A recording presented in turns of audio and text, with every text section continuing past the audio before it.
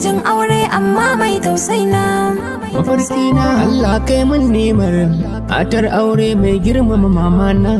Mafarki na raye da kyakkyawa kuma kyakkyawa mara aikata mummuna. Mafarki na ganni da dandana da matata a tare muna kwana. Mafarki na in je ni ziyara kabarin manzo da ni da masoyina. Mafarki na mu rayu a duniya da matata mu tashi a aljanna. Mafarki na mu rayu cikin daula kuma sannan a ba mu tsawon kwana. Mafarki na Allah manzan Allah ya Allah a duba bukatuna. Mafarki na ina so na yi aure ya Allah maso mini da rana. Mafarki na zamto limami a gida kai ina son wannan rana. Mafarki na in ganni cikin fadar dan soyayya mai share hawaye na.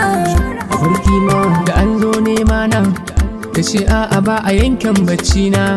Mafarki na idan na zama ango ku yi haƙuri da ɗan sambatu na.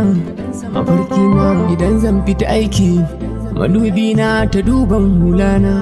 Mafarki na idan kuma na dawo a rugo a kankama na. Mafarki na kafin in zauna an mini wanka an fesa turare na.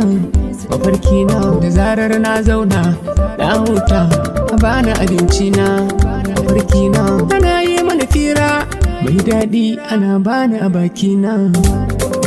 Wayo soyayya Wai daɗi ashe soyayya. wai daɗi Wai ashe soyayya. wai daɗi auren soyayya wai daɗi ɗan soyayya wai daɗi wai ashe soyayya wai daɗi ashe soyayya wai daɗi ashe soyayya wai daɗi wai ashe soyayya.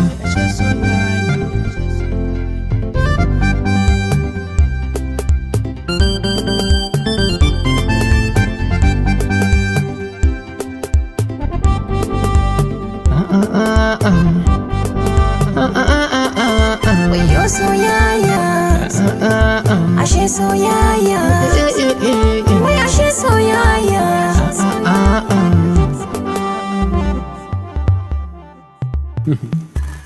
TK Adam.